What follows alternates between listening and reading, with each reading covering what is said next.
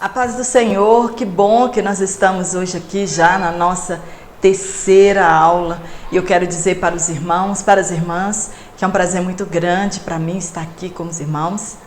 E confesso que este trimestre nós temos aprendido bastante coisas e assim, assuntos e temas que há muito tempo nós não ouvimos falar em nossas igrejas e em nossas escolas dominicais.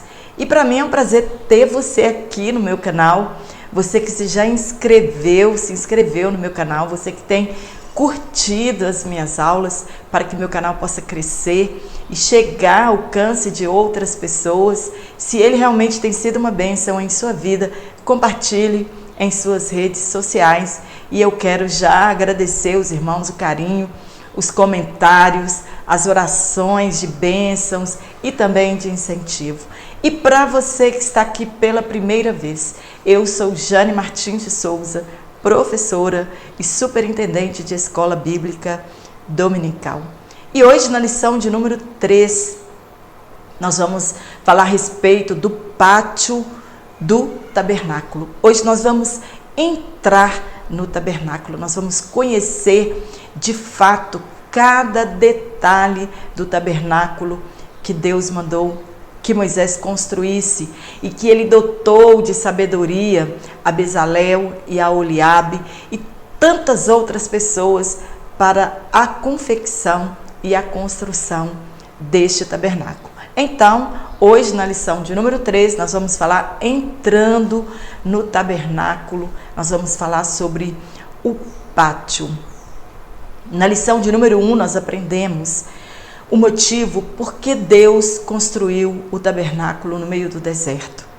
Nós aprendemos que o desejo de Deus era ser o centro da nação de Israel. Que eles entendessem qual era o desejo de Deus, era ser o centro da vida deles. Assim também como o desejo de Deus é que ele seja o centro de nossas vidas. Nós vamos entender por que Deus construiu aquele tabernáculo. Nós sabemos que o Antigo Testamento, todas as coisas ali são figuras, alegorias das coisas que iriam acontecer. E em Cristo Jesus foi o cumprimento daquelas figuras, foi o cumprimento da realidade, dos propósitos de Deus, da obra redentora de Cristo. É sobre isso que nós vamos falar durante todo este trimestre. E na lição de número 2, nós falamos sobre os artesãos do tabernáculo, sobre Bezalel e a Oliabe, sobre a escolha de Deus, sobre como Deus nos capacita para fazer a sua obra, como Ele nos potencializa as nossas habilidades e as nossas aptidões para que nós possamos exercer com excelência aquilo que Ele tem colocado em nossas mãos para fazer. E hoje nós vamos entrar no tabernáculo. E o primeiro lugar que nós vamos conhecer desta tenda do tabernáculo é a cerca que separava o tabernáculo com o contato externo do mundo impuro. O que significava cada detalhe daquele pátio, daquela cerca, daquelas cortinas, dos alfinetes, dos colchetes. É sobre isso que nós vamos falar hoje. E nós vamos aprender bastante, porque não são assuntos que são tão comentados no nosso dia a dia, mas nós vamos nos surpreender com tanta realidade espiritual contida na construção deste tabernáculo. Então fique comigo até o final desta aula e com certeza juntos nós aprenderemos muito mais da palavra de Deus. E agora o tabernáculo já estava pronto, o tabernáculo já estava montado e nós vamos aprender o significado espiritual de cada detalhe desta magnífica construção. Cada detalhe no tabernáculo era um propósito de Deus, ela tinha um propósito. Nós aprendemos com a construção do tabernáculo que Deus não fez nada por um acaso. Que cada detalhe, Deus quer nos ensinar alguma coisa sobre isso. são símbolos da obra redentora de Cristo para conduzir o pecador a Deus. Eu acredito que as pessoas lá no passado, elas não sabiam por que de cada detalhe, de cada material, de cada cor, eles não sabiam. Mas hoje nós, depois da obra redentora de Jesus Cristo, nós sabemos que tudo o que Deus fez lá no passado era um propósito divino, era um detalhe espiritual para que nós entendêssemos. Quando nós estudamos a respeito das parábolas de Jesus, nós aprendemos que nós não devemos dar sentido a tudo que nós encontramos em uma parábola. Às vezes nós ouvimos alguém pregar e ela quer dar significado a cada versículo de uma parábola. Nós entendemos que lá na parábola nós temos que pegar a ideia central do que Jesus quis nos ensinar, aplicar esta ideia central para que nós entendamos o que realmente Jesus quis dizer com esta parábola. Mas aqui no tabernáculo é diferente. Tudo tem um significado. Cada detalhe tem um significado e traz algo de espiritual, de magnífico para as nossas vidas. Eram sombras de tudo que iria acontecer no futuro. É uma história, é um plano contado em detalhes, uma história escrita em um tabernáculo. Somente com olhos espirituais nós podemos enxergar isso, uma história contada em cada detalhe na construção do tabernáculo. Para o povo de Israel, eles estavam construindo apenas a morada de Deus. Nós aprendemos que tabernáculo significa habitação, morada de Deus. Mas para nós, ali estava sendo contada a história da redenção e o seu fiel cumprimento em Jesus Cristo. Nós vamos fazer um tour pelo tabernáculo hoje. E o primeiro lugar que nós iremos conhecer é o pátio e os seus detalhes. E por que a escolha de cada material e o que eles representam para nós. Hoje eu vou deixar algumas imagens para que nós possamos conhecer de fato o detalhe, né, do tabernáculo e desse pátio exterior. A nossa introdução. O tabernáculo, ele é um grande símbolo espiritual para Israel. Deus estava no centro, no meio do povo. E era isso que Deus esperava que o povo reconhecesse, que ele era o centro da vida deles. Nós falaremos, a partir de agora, do valor espiritual de cada detalhe nesta construção. No primeiro tópico, nós vamos falar sobre o pátio entre as tribos de Israel. Na primeira lição, nós vimos sobre a localização do pátio, onde Deus mandou que fosse colocado o tabernáculo. O tabernáculo, ele ficaria no centro das 12 tribos. Quando foi montado o tabernáculo, ele ficou pronto e foi montado, a disposição de cada tribo, ela também foi organizada pelo próprio Deus. Deus que fez a distribuição das tribos em volta daquele tabernáculo. Somente assim Deus teria certeza que ele era o centro do seu povo, que ele estaria no meio, literalmente, do seu povo. Sempre foi o desejo de Deus habitar conosco. Nós vemos isso lá no Éden, né? Já li alguns comentaristas ensinarem que o Éden também era um tabernáculo de Deus. Nós vemos a presença e a glória de Deus, né, descer ali no Éden. Nós vimos quando Deus mandou criar o tabernáculo para que ele habitasse no meio do seu povo. Quando também Davi colocou em seu coração de construir um templo para que fosse morada fixa de Deus, e Deus agradou do desejo dele, mas não permitiu que ele construísse, mas permitiu que o seu filho Salomão construísse aquele templo, e a certeza que nós temos que Deus agradou de estar no meio do povo foi que na inauguração do templo construído por Salomão, a glória de Deus encheu aquele lugar. Tanto que as pessoas nem conseguiram ficar de pé, porque a glória de Deus encheu aquele lugar. Nele habitava a glória de Deus, lá no templo de Salomão no passado.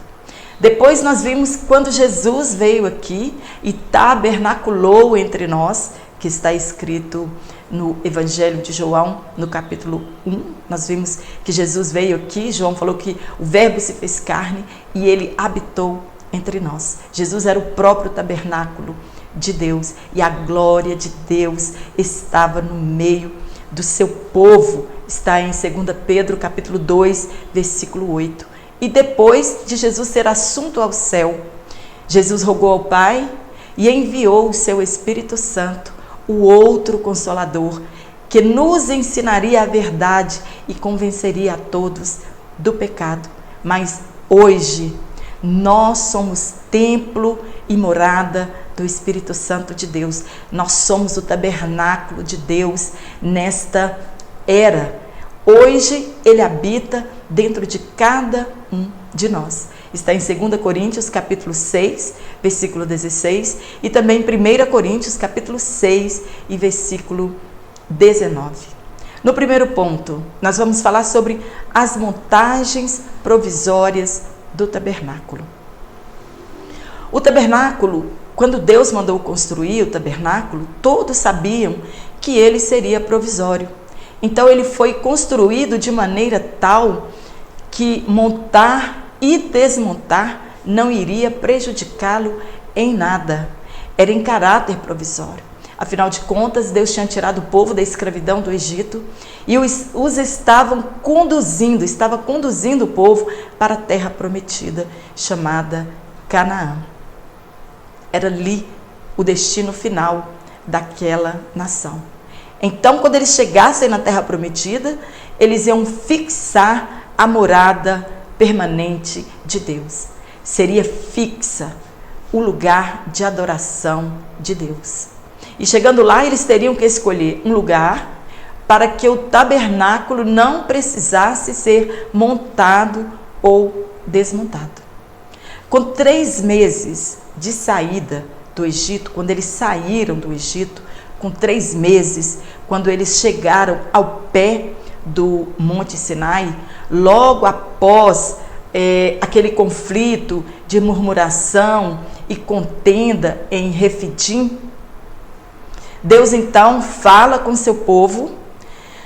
Deus chama Moisés para o monte, o topo do monte, entrega para ele a lei. Quando Deus entrega a lei para Moisés e para o povo de Israel, Deus estava revelando o seu caráter divino e que Israel, como povo de Deus, também deveriam refletir o caráter de Deus. E lá nesse mesmo monte, Deus deu ordens para que ele construísse o tabernáculo. Não só como deu ordens, mas também deu a ele o modelo. Ele teria que fazer exatamente o modelo que Deus o tinha mostrado. Era um modelo celestial. E eles ficaram lá no pé do Monte Sinai, mais ou menos de 9 a 10 meses. Está registrado em Êxodo capítulo 19, versículo 1, também em Êxodo capítulo 40, versículo 2 e no versículo 17.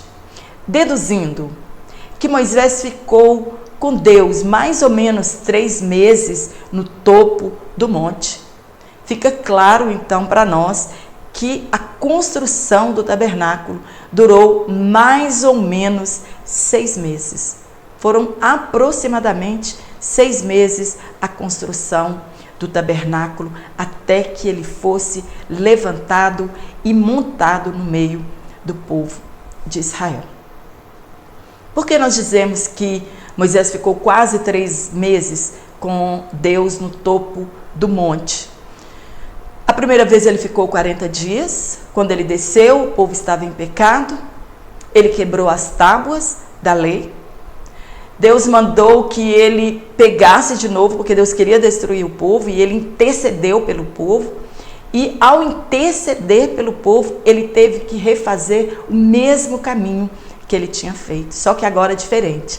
Ele teve que subir com as tábuas, com as pedras, subir para o monte e jejuar mais 40 dias e 40 noites, até que Deus escrevesse novamente naquelas outras 2 tábuas de pedra.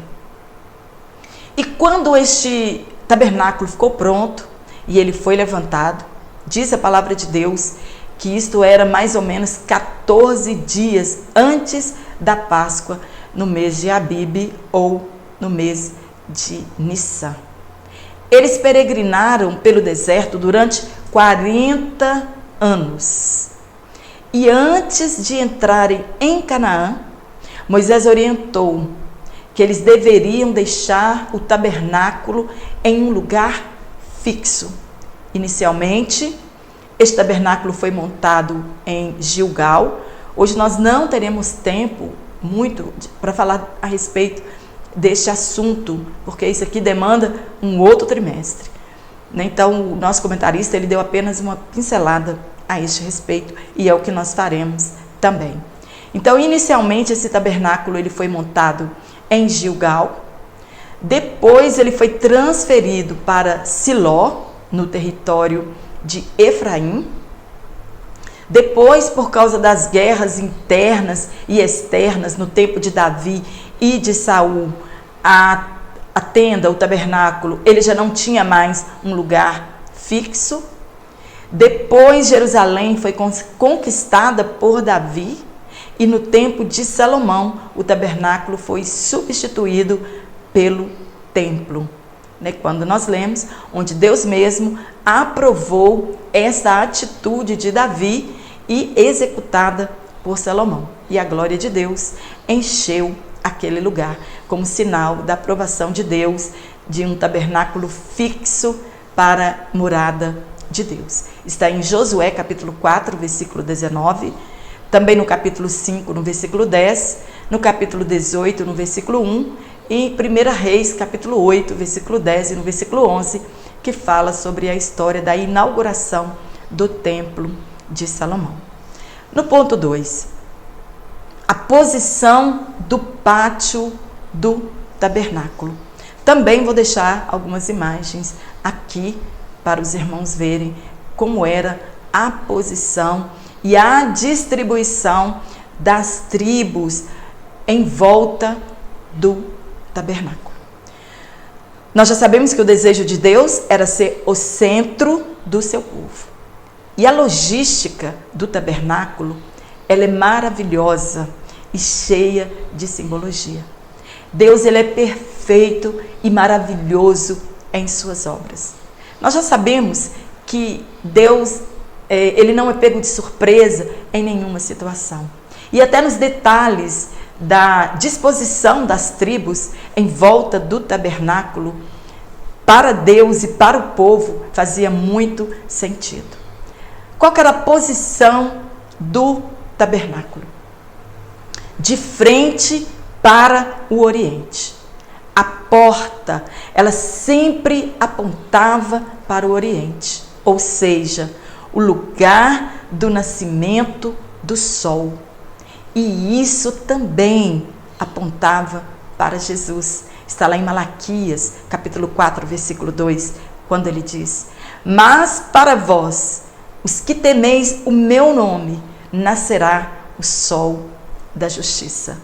Então, sempre, quando eles fossem montar e desmontar o tabernáculo, a porta, a única porta principal de entrada para o pátio, ela deveria ficar para o Oriente, onde o sol nasce. No terceiro ponto, a posição do exército de Israel em torno do tabernáculo. Ponto 1. De frente para a porta principal de acesso ao tabernáculo. Judá, Issacar, Zebulon. Essa é a porta voltada para o Oriente. E a bandeira destas tribos era um leão. Ponto 2. Aos fundos, no fundo do pátio, do oeste para o ocidente. Na retaguarda estavam as tribos de Efraim, Manassés e Benjamim, isto era, no ocidente. E a bandeira dessas tribos era a cara de um boi. No terceiro ponto, ao norte, na lateral do tabernáculo, estavam as tribos de Naphtali, Dan e Aser. Isso é o norte. E a bandeira dessas três tribos era a águia. No ponto 4, ao sul, na outra lateral, estavam as três tribos de Rubem, Simeão e Gade. Elas estavam ao sul. A bandeira dessas três tribos era o rosto de um homem. Ao todo, dessas 12 tribos, eram 603.450 homens. 603.450 homens acima de 20 anos. Mulheres, crianças e jovens abaixo de 20 anos não eram contados. Assim como Israel reconhecia a centralidade de Deus em suas vidas, nós também precisamos reconhecer que Cristo, Ele é o centro de nossas vidas. Isso está registrado em Números, a disposição das tribos, em Números capítulo 2, do versículo 3 ao versículo 30. E em torno do tabernáculo, também como guardiões, ficavam os levitas, distribuídos também por tribos.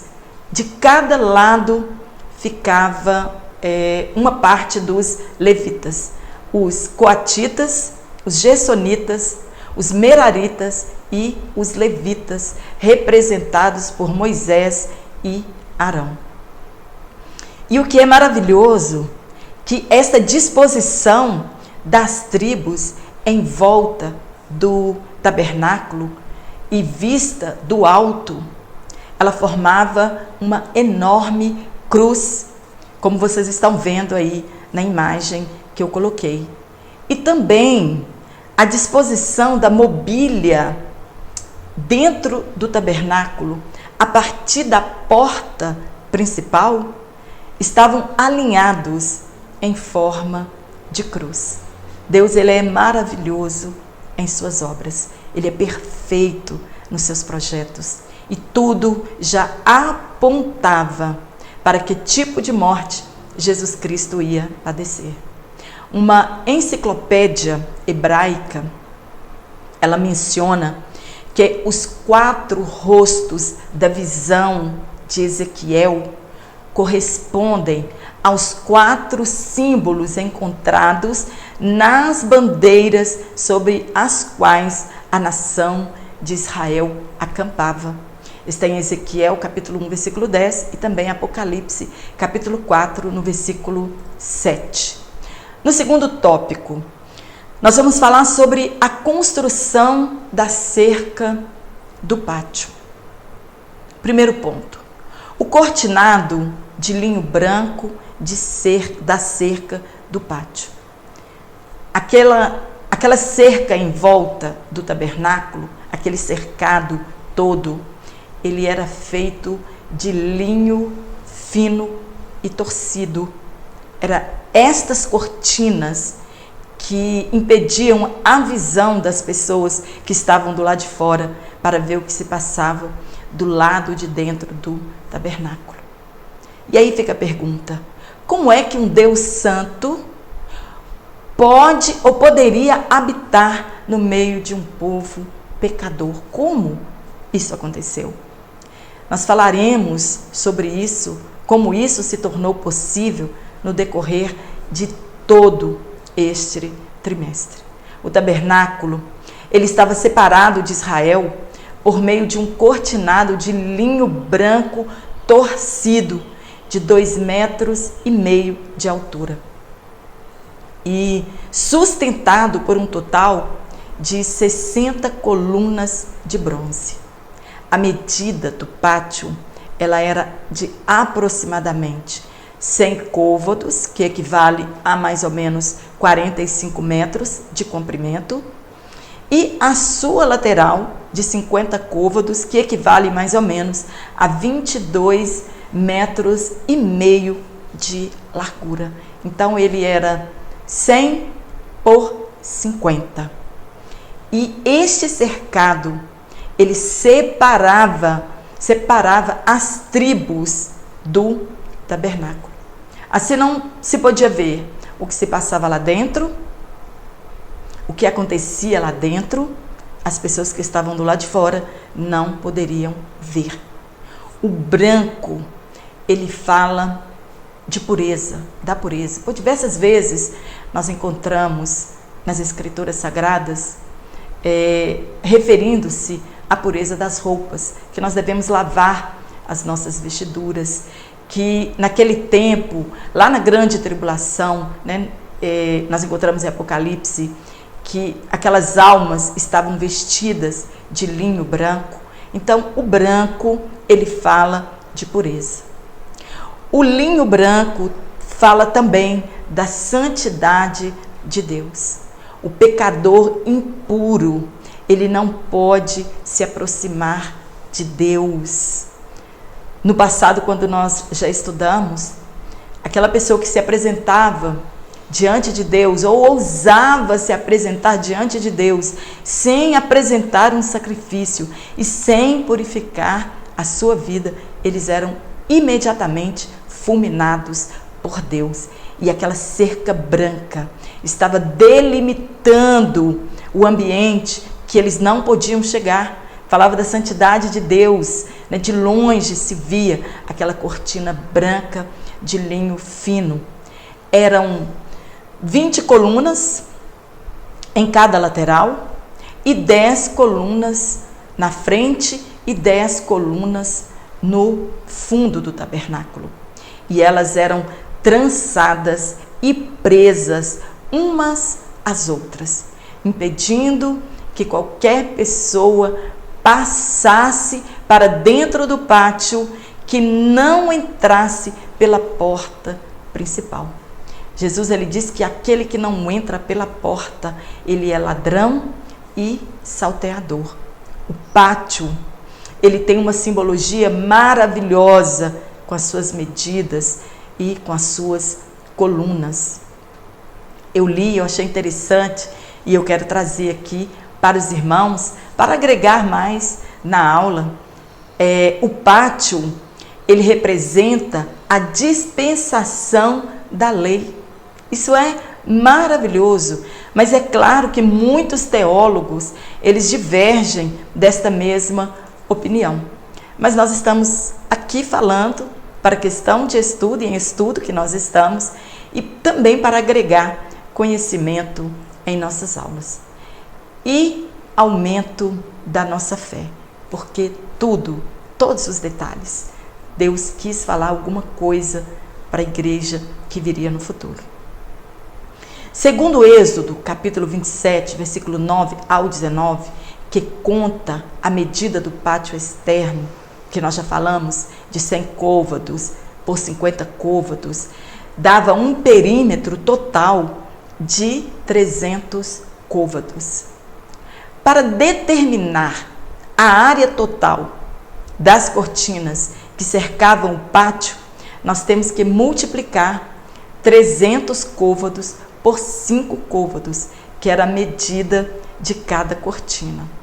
Então, a área limitada pelas cortinas de linho, incluindo a entrada, eram de 1.500 côvados quadrados.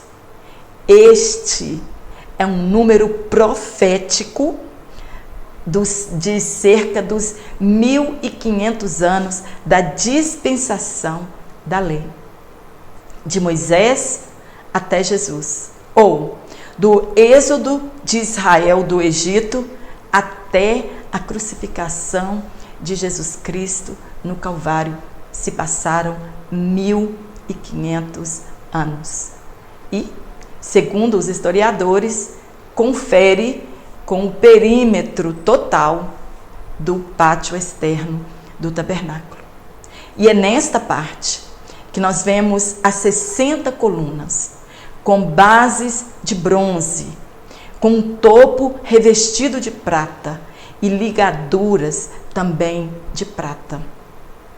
Essas 60 colunas, dizem os historiadores, que elas representam os 60 homens da genealogia de Jesus, de Adão até o Messias. E elas estão registradas no Evangelho segundo escreveu Mateus, no capítulo 1, e segundo Lucas, no capítulo 3. Nós encontramos os 60 nomes destes homens que viveram durante esta dispensação. O tabernáculo em si, ele contém muitos aspectos. Não apenas nos revela verdades proféticas com relação a Cristo e à igreja, como também pode ser interpretado em relação aos períodos de tempo relativos ao plano da redenção. E nas aulas seguintes, nós estaremos falando a respeito das outras medidas e a qual dispensação elas pertencem. A Bíblia ela menciona as medidas de 3 lugares. O pátio, esse que nós falamos, o lugar santo e o lugar santíssimo, que nós falaremos no decorrer deste trimestre. No ponto 2, colunas, cortinas e varais do pátio. As 60 colunas e a sua base, elas eram feitas de bronze.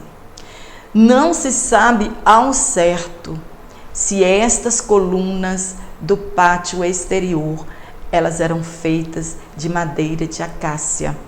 As do tabernáculo, nós sabemos que sim, porque está registrado em Êxodo, mas aqui não há certeza se elas foram feitas de madeira de acácia. A madeira de acácia, a simbologia delas lá, elas eram abundantes. E elas, se foram colocadas, elas não foram cortadas como tábuas, mas elas foram colocadas, apenas lapidadas e colocadas como troncos redondos, como colunas para aquela cerca do pátio. E seriam revestidas de bronze. Mas nós não temos certeza se estas do pátio exterior, elas também foram feitas de madeira de acácia. A madeira, ela fala da nossa origem, de onde nós viemos, que nós viemos do pó e é para lá que nós voltaremos. A madeira, ela fala da nossa fraqueza, da nossa natureza carnal.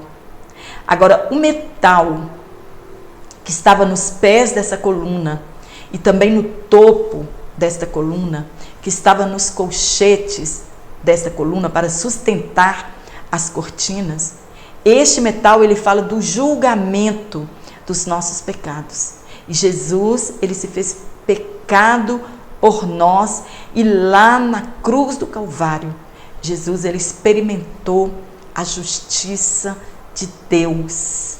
O que era para nós, nós já sabemos que éramos nós que merecíamos a cruz, mas Jesus se fez maldito e morreu em nosso lugar e experimentou a justiça de Deus, experimentou o afastamento de Deus. A prata, ela estava presente nos ganchos que eram penduradas as cortinas para que elas não se soltassem, e também presente nas faixas e nos capitéis.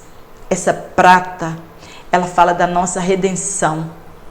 Sem a obra redentora de Jesus Cristo, o homem não pode achegar-se a Deus. Isto é, ele não pode entrar no reino dos céus. A cerca de linho fino branco era uma exposição maravilhosa da justiça divina Está em Isaías 45, verso 8 e Apocalipse, capítulo 19 e versículo 8. E segundo o comentarista desta lição, estes elementos juntos podem significar, segundo a obra expiatória de Jesus, segurança, estabilidade e comunhão para aqueles que adentrarem dentro deste pátio e aceitarem a obra redentora de Jesus Cristo. O pátio, o acesso era irrestrito. O acesso, ele era permitido depois da oferta do sacrifício por intermédio do sacerdote. As pessoas, elas podiam entrar no pátio. Agora, no lugar santo e no lugar santíssimo, somente os sacerdotes e o sumo sacerdotes. A justiça de Deus, ela foi satisfeita na cruz. Deus recebeu o sacrifício de Jesus. Foi pago o resgate por nós. Jesus pagou um alto preço e pagou o resgate das nossas almas, para que nós sejamos libertos do pecado. E somente por intermédio do sacrifício de Jesus, nós temos a segurança da salvação. Que se nós continuarmos firmes e perseverantes até o final, então nós seremos salvos. E somente Cristo, por intermédio dele, nós temos acesso a estas promessas de Deus. Mas eu preciso reconhecer, essas cortinas eram uma lembrança para o povo de Israel que o impuro não pode se aproximar de Deus, que era necessário purificar as suas vidas, expiar os seus pecados. Se eles quisessem, por intermédio do sumo sacerdote, se aproximarem de Deus.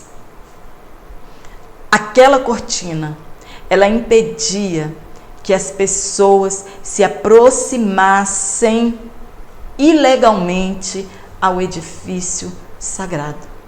E elas então preservavam a santidade de Deus e a separação do mundo.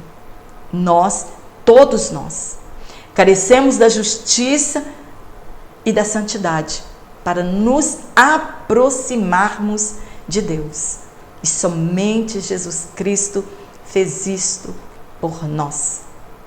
O tabernáculo, os seus detalhes espirituais, é nos mostrando a obra redentora de Cristo. Que era impossível nós nos aproximarmos de Deus, de reatarmos a nossa amizade com Ele, se não fosse por intermédio da justiça, de Cristo, do sacrifício que Ele fez por nós. Mas precisamos santificar as nossas vidas.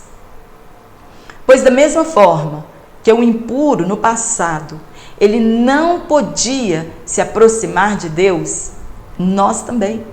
Sem santidade não veremos a Deus e nem nos aproximaremos dele. Está em Hebreus capítulo 12, versículo 14, 1 Pedro capítulo 1, versículo 15 e 16. O que faz algumas pessoas pensarem diferente, que lá no passado Deus cobrava santidade e exigia santidade das pessoas, e que neste século Ele também não exigirá de nós santidade e renúncia para nos aproximarmos dele.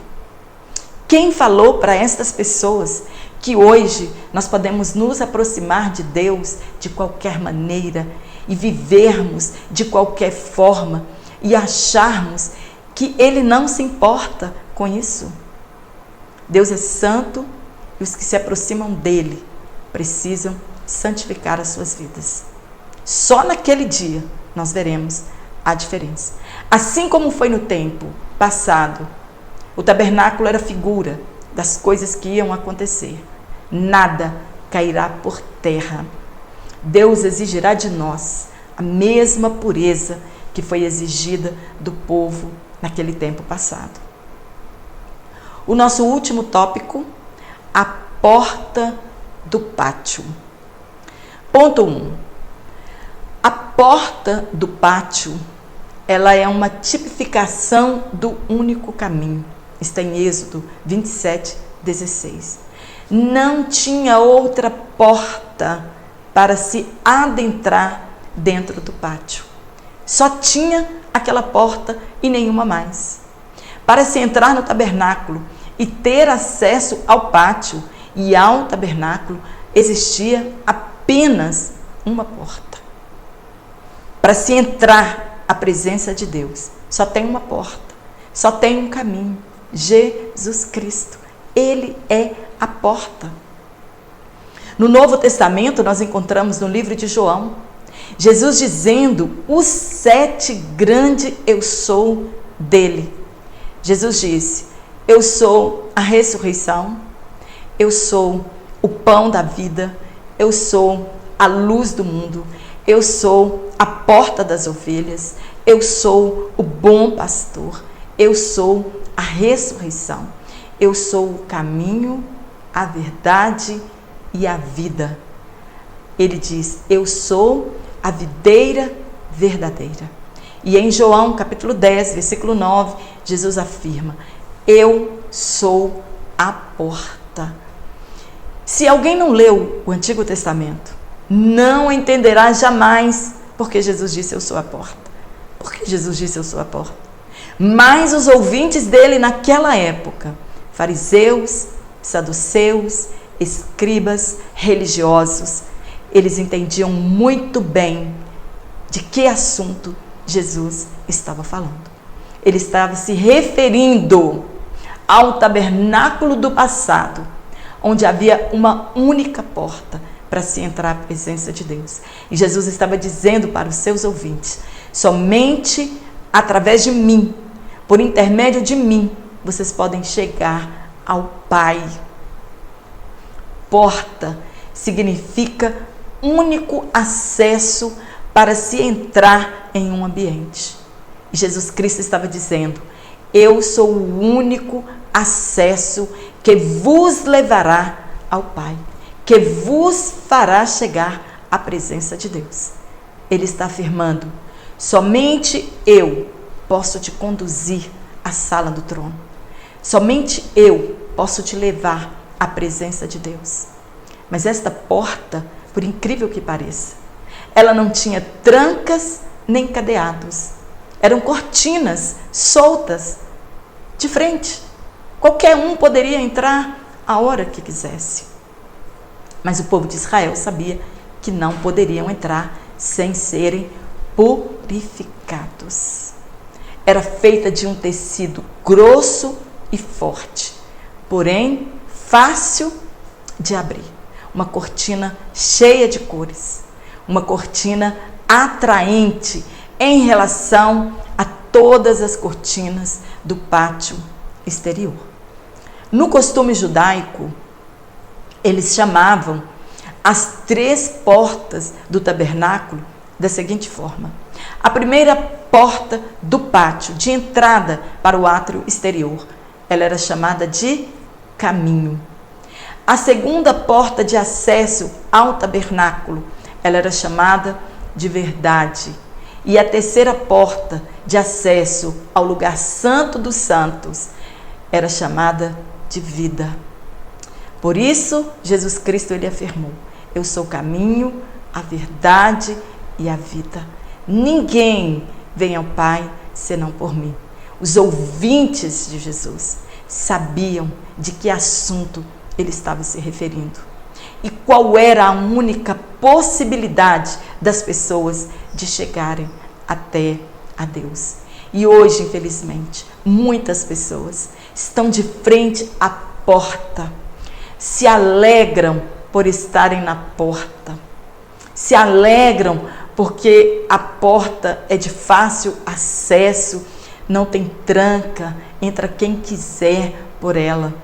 Mas infelizmente muitos estão de fora, porque não querem trilhar as verdades do Evangelho, não querem se separar do pecado, do mundo que vive longe de Deus. As pessoas amam esta porta, mas não querem passar por ela. As pessoas estão do lado de fora e, infelizmente, um dia essa porta se fechará e não haverá mais oportunidade para as pessoas. Então o tempo se chama hoje, para nós deixarmos este mundo exterior, deixarmos o pecado e passarmos por esta única porta, que é Jesus Cristo.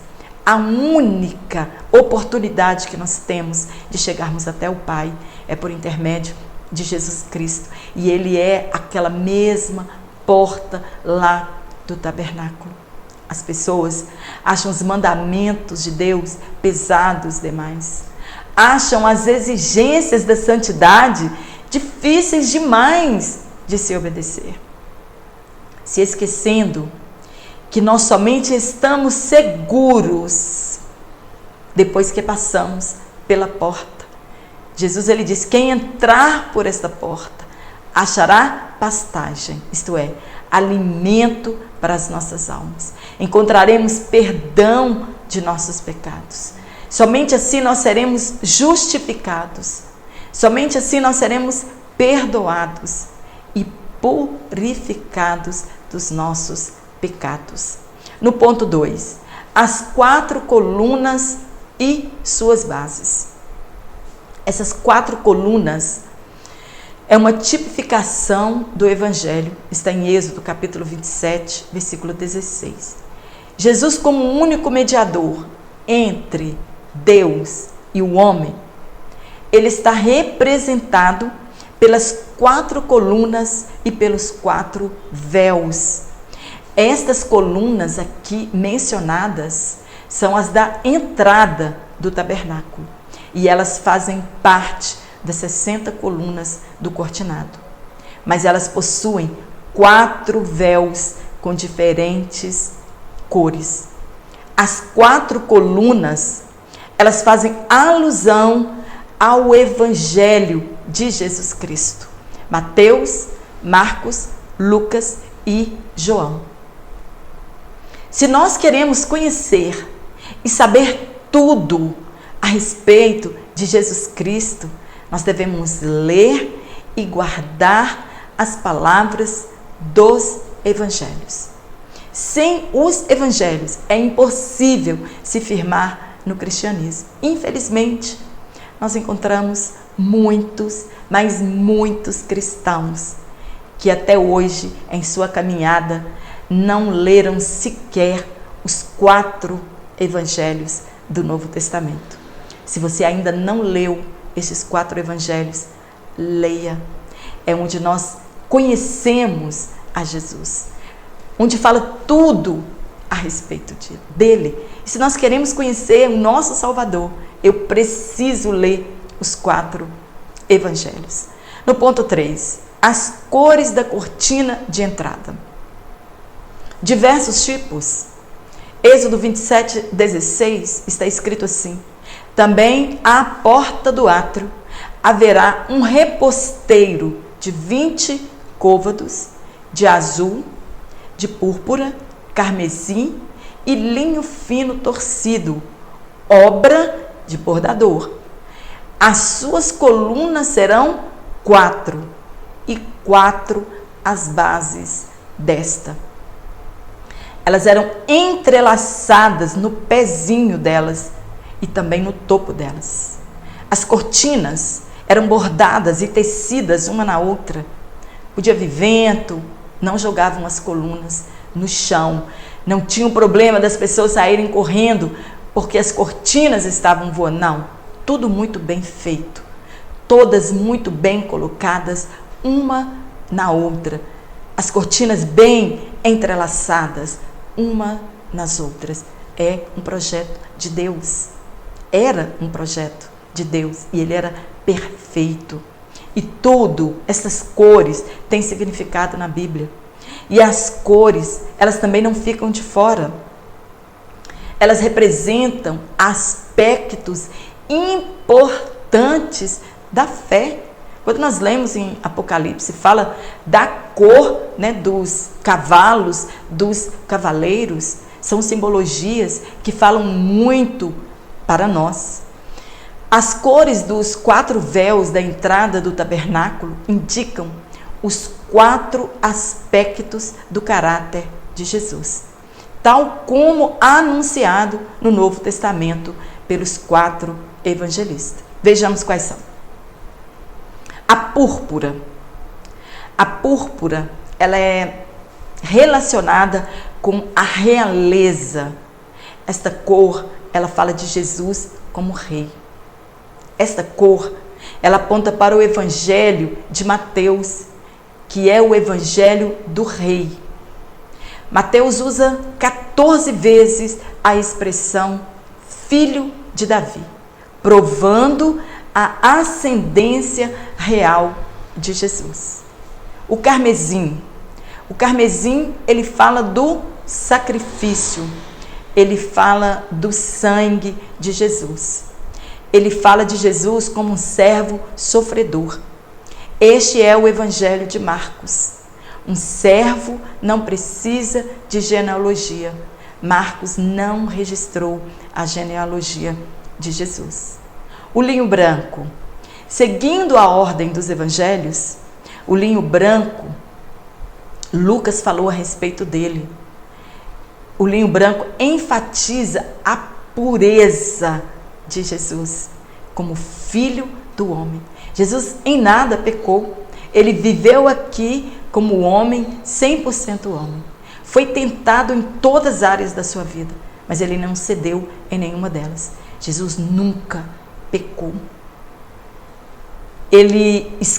Lucas escreve que Jesus era o homem perfeito.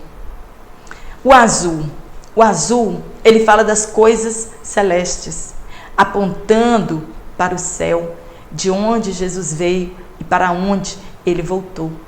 E João, no seu evangelho, ele indica a divindade de Jesus. E por 35 vezes no evangelho de João, ele se refere a Deus como Pai. Jesus se refere a Deus como Pai. Por 25 vezes Jesus diz, em verdade, indicando sua autoridade divina. Quando Mateus foi escrito, ele foi escrito para os judeus, para que eles crescem que Jesus Cristo era o Messias da linhagem de Davi. Portanto, rei por legalidade. Marcos, ele foi escrito para os romanos. Os romanos não admitiam entre eles outro rei acima dos imperadores romanos. E ele estava dizendo para eles, Jesus Cristo, ele é o rei, o Senhor dos senhores. Lucas, ele foi escrito para os gregos, para os sábios e para os filósofos, que estavam em busca de um homem perfeito. E João foi escrito para a igreja e apresenta Jesus Cristo como o Filho de Deus. Amém? Espero ter te ajudado com este comentário. Se você gostou deste comentário, dá um curtir aqui na minha aula, se inscreva no meu canal e compartilhe em suas redes sociais. E agora eu quero mandar um abraço para aqueles irmãos que disseram de onde são e a que igreja eles pertencem. E hoje eu confesso que são bastante os irmãos. Nós temos o presbítero Erinaldo Sena, da Assembleia de Deus em Pacajá, no Pará. Um abraço aí para o irmão. Nossa querida irmã Eliane, da Assembleia de Deus em Fazenda Coutos 1, Salvador, Bahia. Para Edmeia Penha, da Assembleia de Deus do Jardim Imperador de São Paulo. Para Maria das Dores, da Assembleia de Deus de Pedro Canário, do Espírito Santo, um abraço. Para Késia Castro, da Assembleia de Deus Boca do Rio, em Salvador, Bahia.